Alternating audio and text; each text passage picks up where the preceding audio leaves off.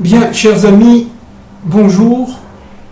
Nous allons continuer le commentaire, la lecture, un léger approfondissement de l'ouvrage que j'avais écrit et qui s'intitulait Tsugetan, suite à la guerre de août 2014.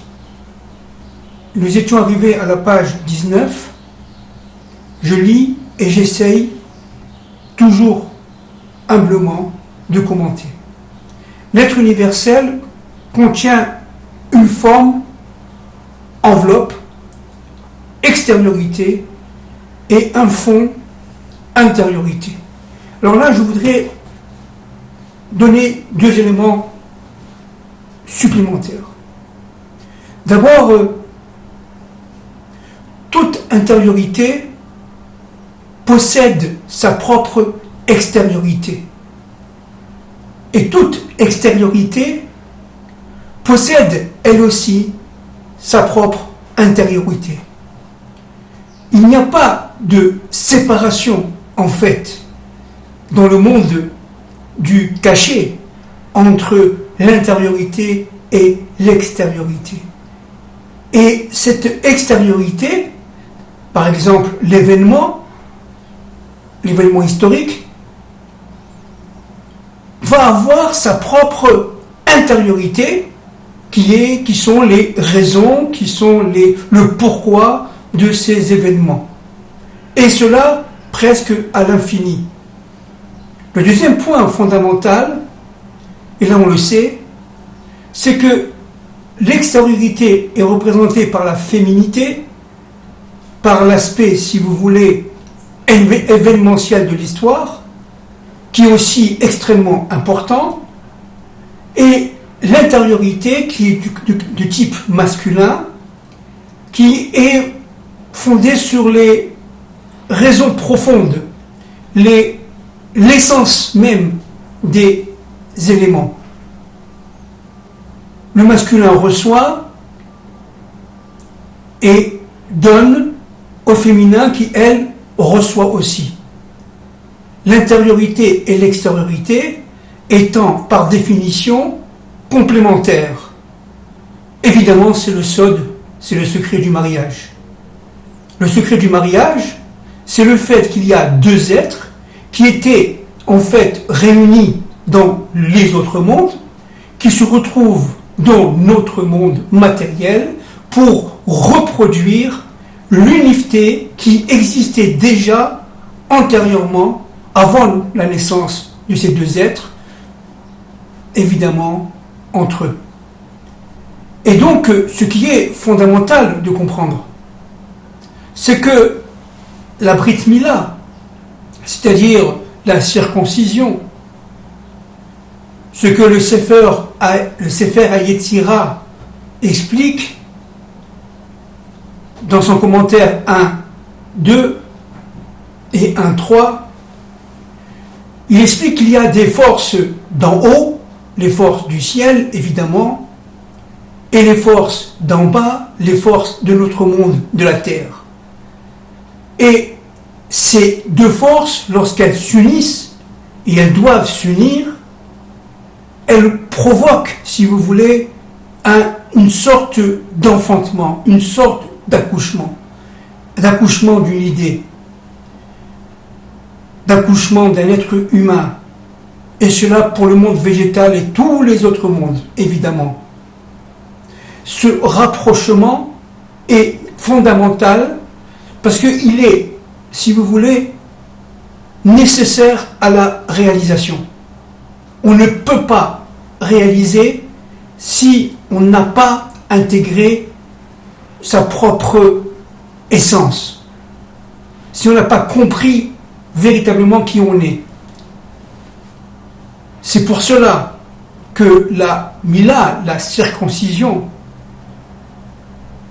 est découpée, si vous voulez, en deux actes. Le premier acte, c'est l'ablation du prépuce, si je peux me permettre. Et le deuxième acte, c'est ce qu'on appelle la priya, c'est-à-dire le recouvrement de la peau. S'il n'y a pas la mila et la priya, il n'y a pas dans la Torah, dans le sens judaïque de la circoncision, chez nous, il n'y a pas de circoncision. Selon le Zohar, l'Ech Lecha, source, je vais vous le donner exactement, n'est-ce pas? Source 93b, selon le Zohar, source 93b, les Hébreux, avec Yeshua ben Nun, avec Josué, devaient faire la priya avant de rentrer en Eretz Israël. C'est-à-dire qu'ils devaient continuer l'acte de la circoncision qui avait été accompli dans sa première étape au temps de Moshe, au temps de Moïse, dans le désert. En effet, au temps de Moïse, dans le désert, la circoncision avait été accomplie à moitié. On était dans le désert, c'était le monde d'en haut qui devait se révéler au monde d'en bas. C'est le temps du don de la Torah, et pour cela, la première étape était absolument fondamentale. Retirer le prépuce de l'être, évidemment, sexuel masculin. Et ce n'est que juste avant la rentrée en Eretz Israël que Josué a ordonné la seconde phase de la Mila, dit le Zohar, l'Ech Lecha, de manière à réveiller les forces d'en bas, les forces de la terre. Et les forces de la terre, en se réveillant, devaient se connecter aux forces du ciel. Les forces d'en bas, de la terre, devaient se connecter aux forces d'en haut. Alors pourquoi c'est fondamental? C'est fondamental d'abord, évidemment, parce que s'il n'y a pas cette circoncision qui est totale, globalisante, complète, il n'y a absolument pas eu, en fait, de circoncision. Et vous savez que la circoncision devait être faite le 8e jour. Yitzhak Avinu a été le premier à avoir accompli la Mila le 8e jour. Et donc, c'est pour atteindre ce chiffre 8, le 8e jour, Shmini Atzeret au niveau, par exemple, des fêtes, Shavuot au niveau, par exemple, de l'époque de Pessah, eh bien, il faut absolument avoir accompli les deux phases de la Mila. La Mila elle-même et la priya. La deuxième chose très très importante, c'est que ce n'est que par le réveil d'en bas, avec la terre, d'où l'importance de la terre d'Israël pour le peuple d'Israël, pour le peuple hébreu, ce n'est que par le réveil du monde d'en bas que le monde d'en haut, si vous voulez, s'unit avec nous d'une manière absolument révélée. Bien entendu que les deux mondes sont unis, toujours unis, mais elles ne sont pas révélées dans cette union qui est une union essentielle. La seule raison et la manière de révéler et de révélation, c'est la circoncision, c'est-à-dire, en fin de compte, ce or makif, comme on dit, ce or makif, c'était cette lumière qui va envelopper, qui est par définition et par essence féminine, qui va envelopper le corps masculin de manière à ce que la fécondation puisse se faire. Et ce corps masculin est évidemment lié à la chokhma. C'est pour ça que la semence qui sort de cette union, réception et donation, réception, eh bien de cette union sort évidemment, de cette semence, sort évidemment le spermatozoïde. Et regardez bien que le spermatozoïde a la forme d'un yud, c'est-à-dire d'un des noms de Dieu. c'est le 10, le Yud étant lié au 10, et ce Yud qui est lié à la multiplicité, à la diversité, et forme 1. Comme je vous ai déjà dit de nombreuses fois, le Aleph, le 1, l'unique, le Echad, Gematria 13, est lié à Ava, Gematria elle aussi 13, est formé de 2 Yud, un Yud d'en haut, un Vav et un Yud d'en bas. Eh bien, lorsqu'il y a union sainte, dans le cas du mariage, entre un homme et une femme, il y a formation du Yud d'en haut et intégration de ce Yud d'en haut dans le Yud d'en bas grâce au Vav. Vous avez compris que le Vav étant lié directement fait allusion au sexe masculin, bien entendu, et le 8e jour, c'est le jour où véritablement on passe de ce monde-ci, de ce monde qui est, si vous voulez, événementiel, les 6 jours de la création, qui est un monde extrêmement important, on passe par le Shabbat, par le 7e jour, qui va nous propulser, qui va nous faire passer à l'infini, à l'éternité. Et ça, c'est très, très, très important. Un autre point aussi fondamental est lié à l'acte d'amour lui-même. L'acte d'amour est d'abord un acte sexuel, c'est-à-dire qu'il y a interpénétration de 2 forces, les forces dites masculines dans les forces dites féminines, c'est-à-dire que les forces dites masculines, dans notre langage à nous, venant du ciel, le ciel étant par définition masculin, va pénétrer, si vous voulez, les forces féminines, qui sont par définition la terre, notre monde, et pour engendrer le savoir. Tout savoir confondu. Tout savoir confondu. Les découvertes résultent de cette interpénétration des forces d'accouplement, des forces de procréation. Et donc, à chaque fois que nous avons, si vous voulez, une révolution scientifique, que nous avons un progrès social, que nous avons une dynamique économique, une croissance économique, un bonheur humain satisfait, eh bien, c'est-à-dire que l'union des 2 contraires a été réalisée quelque part et que, en fin de compte, grâce à cette union, il y a eu évidemment connaissance. C'est-à-dire le da'at, comme disent les kabbalistes. Un point encore fondamental avant de continuer la lecture, c'est que pour qu'il y ait cette procréation, il faut qu'il y ait le réveil d'en bas. Certes, le réveil d'en haut, les Hébreux au Sinaï, est un élément absolument crucial, fondamental, mais il ne peut être complété que par l'entrée en Eretz Israël. Et c'est pour ça que la faute des Miraglim est une faute fondamentale, essentielle, qui remet en cause la volonté divine, le projet de Dieu.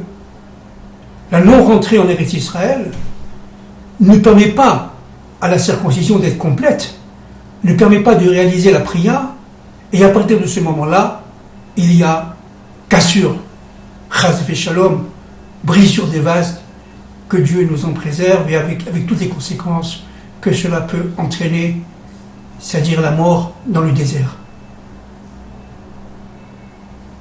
Le réveil d'en bas est une condition sine qua non, en fait, au réveil d'en haut. La terre d'Israël est une terre de transmutation, de réveil.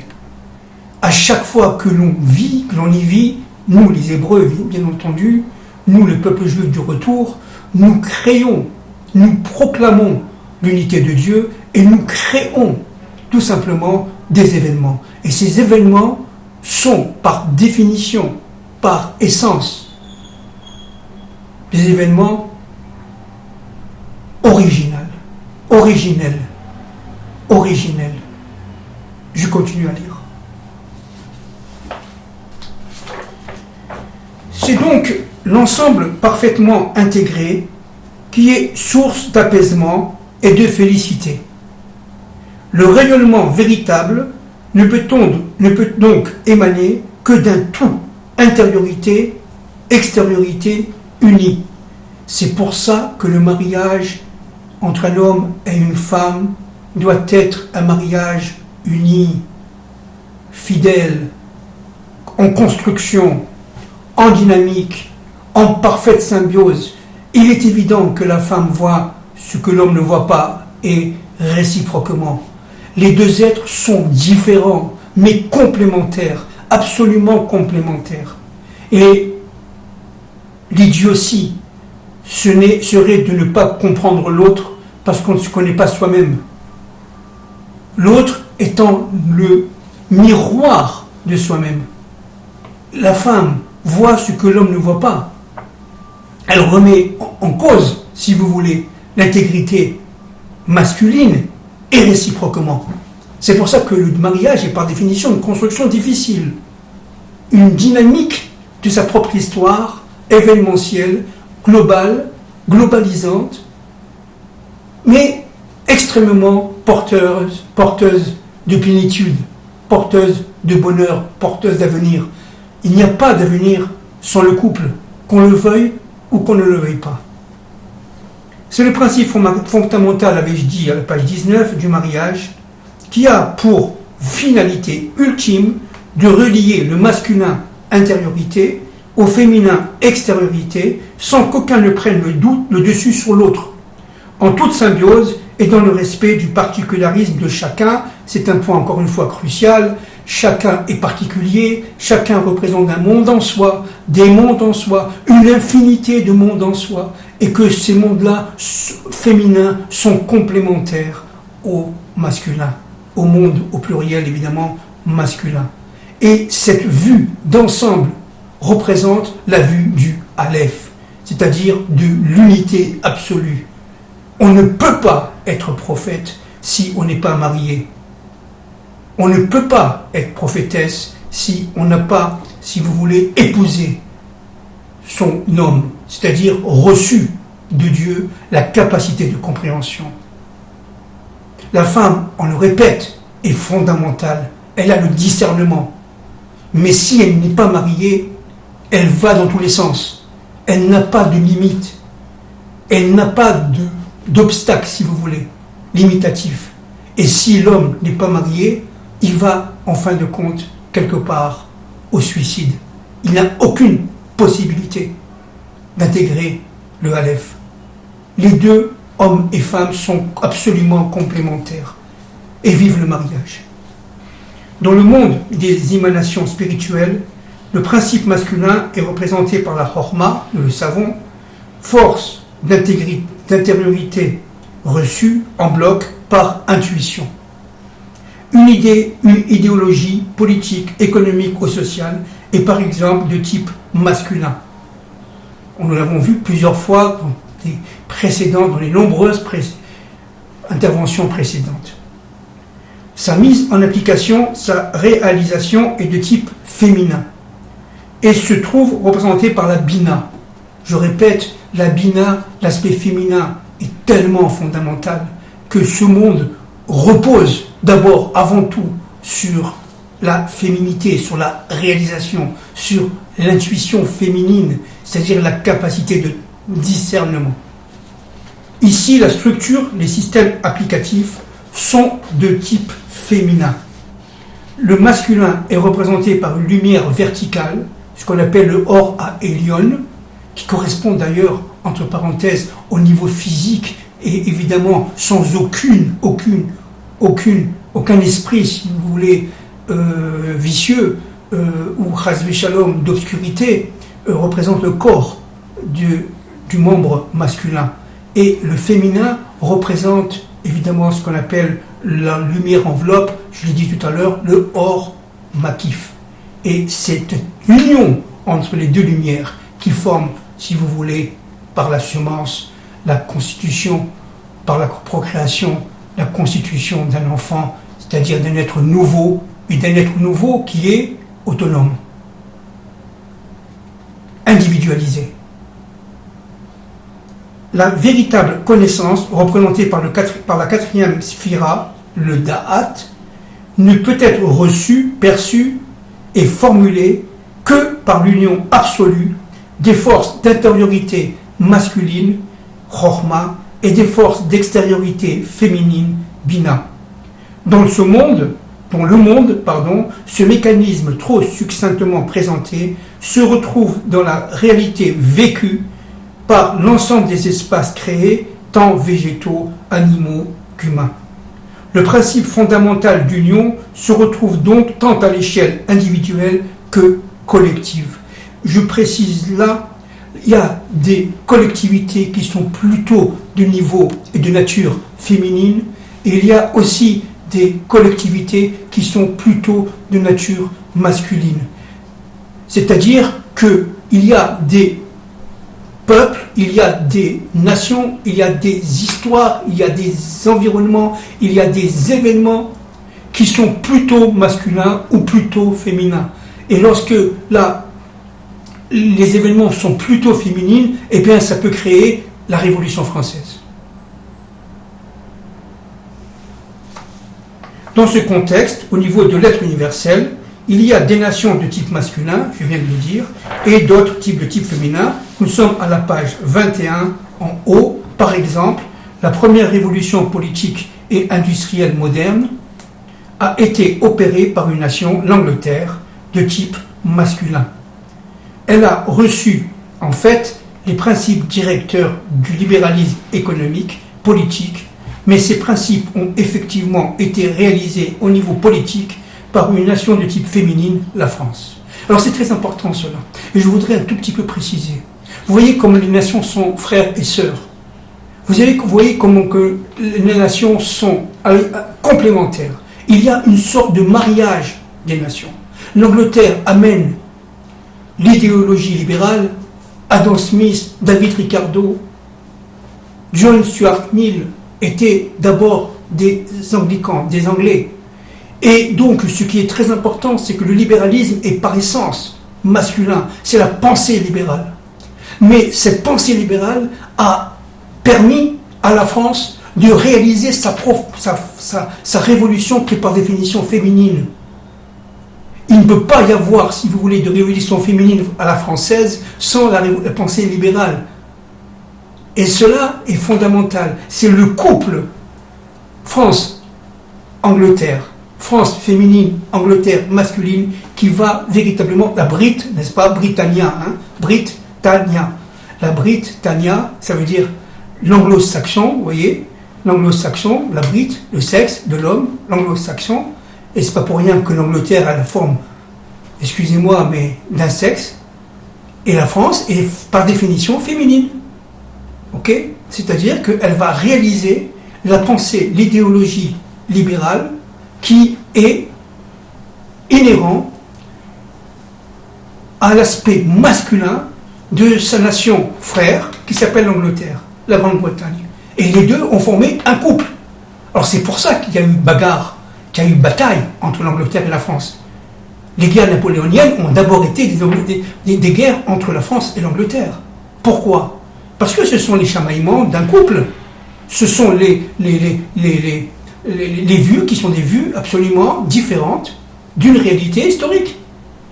Vous avez les mêmes principes chez les nations que chez les êtres humains. Le couple franco-allemand aujourd'hui, il est perturbé. D'un côté, vous avez évidemment le couple franco-anglais d'il y a quelques dizaines, centaines d'années. Et aujourd'hui, par exemple, vous avez ce couple nouveau, depuis 50-60 ans, depuis la fin de la Seconde Guerre mondiale, en franco-allemand. Là aussi, la France joue un rôle plutôt, là, d'empêcheur de tourner en rond pour l'Allemagne, et réciproquement. Donc ce couple-là, il est quelque part fragilisé. Parce qu'on n'arrive pas à voir ensemble la même chose, même si les objectifs sont relativement les mêmes, l'Europe. Et je continue. La Révolution française de 1789 est assurément l'exemple le plus proche, Marianne étant le symbole républicain qui en est issu. Je continue. En fin des temps de l'histoire, la seule nation qui pourra réussir la symbiose masculin-féminin est Israël. Et cela grâce à l'alliance universellement salutaire établie depuis des millénaires avec le Dieu un. C'est ça la force, c'est ça le mérite, entre guillemets, de nos pères. Abraham, Yitzhak et Yaakov, ayant accompli la Brit Mila, ont absolument porté en eux, et pour toutes les générations, jusqu'à la fin des temps de l'histoire, jusqu'à l'arrivée du Mashiach ben David et après, n'est-ce pas, ont porté l'alliance avec le Dieu un, maître de l'histoire. L'un des aspects qu'il importe aujourd'hui de dévoiler est la signification profonde de l'acte d'alliance en 8e jour de tout mal d'Israël et auquel les nations, devenues ennemies, ont toujours cherché à empêcher. Le but des nations ennemies, c'est d'empêcher la Brit Mila de féconder un acte créateur, de féconder un nouvel enfant, une nouvelle ère, une nouvelle civilisation qui serait la civilisation évidemment du Mashiach ben David, de la délivrance finale. La circoncision, Brit Mila, est donc principalement constituée par le retrait de cette peau qui en fait empêche, en obscurcissant la symbiose sans fausse pudeur du corps du sexe masculin, représentant en quelque sorte le principe de Chokhmah, par l'excroissance du Or Haïlion et le gland, principe enveloppant la Bina Or Makif. Le fait de retirer la priya lors de notre entrée avec Yeshua bin Nun en Eretz Israël, cela nous a donné la force de la réalisation sur la terre d'Israël. Et ça c'est très important parce que cette peau, que ce soit le prépuce ou que ce soit la bria, c'est-à-dire cette membrane qui n'a pas été, encore une fois, retournée, eh bien, si ce n'est pas fait, eh bien, tout simplement, le monde nous est complètement obscur et obscurci, et donc incompréhensible. C'est pour cela que les nations ont besoin d'Israël. Elles ne sont pas, encore une fois, inférieures. Elles sont tout simplement différentes. Elles n'ont pas la même mission. Et je continue, pour finir. Tout mâle qui n'a pas réalisé la circoncision en Israël, l'ablation de cette peau d'obscurcissement ne peut en aucun cas accomplir dans son individualité la mission qui lui est propre et se voit retranché du peuple d'Israël. Évidemment, les nations qui, dans leur globalité, n'ont pas à accomplir cet acte, sont donc cantonnées dans une vision obscurcie, j'allais dire réductrice de cette réalité, n'ayant pas accès au chiffre 8. Elles sont dépourvues de vision véritable et évoluent selon la volonté supérieure dans un espace-temps séquentiel, certes réel, mais événementiel, donc tronqué. Voilà, nous allons arrêter là. Juste un mot très très important. Pour que les nations soient véritablement elles-mêmes, elles ont besoin de la circoncision d'Israël. Si Israël n'est pas circoncis, les nations sont aveugles. Et si les nations sont aveugles, Israël ne peut pas faire sa mission. Et si Israël ne fait pas sa mission, le projet de Dieu n'a plus aucun chas v'shalom, aucun sens réel. Je vous embrasse.